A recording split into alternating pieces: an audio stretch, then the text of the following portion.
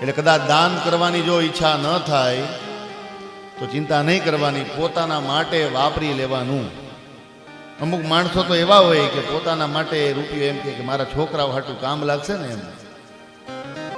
પણ શું ખબર એ છોકરો એ પૈસા જે તમે બચાવો છો એ પૈસા એને કેવી રીતે વાપરશે, એ પૈસાને વધારશે કે શું કરશે. અને પેલું કહે ને કે હવનો ભાગ્ય લઈને આવ્યું હોય.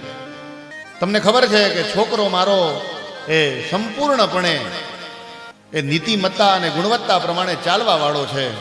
પોતે પોતાનું ધન પોતાની જરૂરિયાત પ્રમાણે પોતે એ કામ કરી લેવાનો છે, પૈસા અર્જિત કરી લેવાનો છે. તો આપણી પાસે રહેલો રૂપિયો એ દીકરા માટે કંઈ કામ આવવાનો કાંઈ જ કામ નહીં આવે, કેમ કે એને તો પોતાની રીતે પોતાનો માર્ગ કરી દીધો છે. આપણું શાસ્ત્ર એ કહે છે કે જો તમારું સંતાન સમજદાર છે, તમારું સંતાન તેજસ્વી છે, તમારું સંતાન પરાક્રમી છે, તો તમારે પછી એ પૈસાને ભેગા કરવા માટે, તમારા સંતાનો માટે ભેગા કરવાની કોઈ હાય હોય કરવાની જરૂર નથી. અને તમને ખબર છે કે આ દીકરાને ગમે એટલા રૂપિયા આપશું તો એ 1,12,000 જ કરવાનો છે.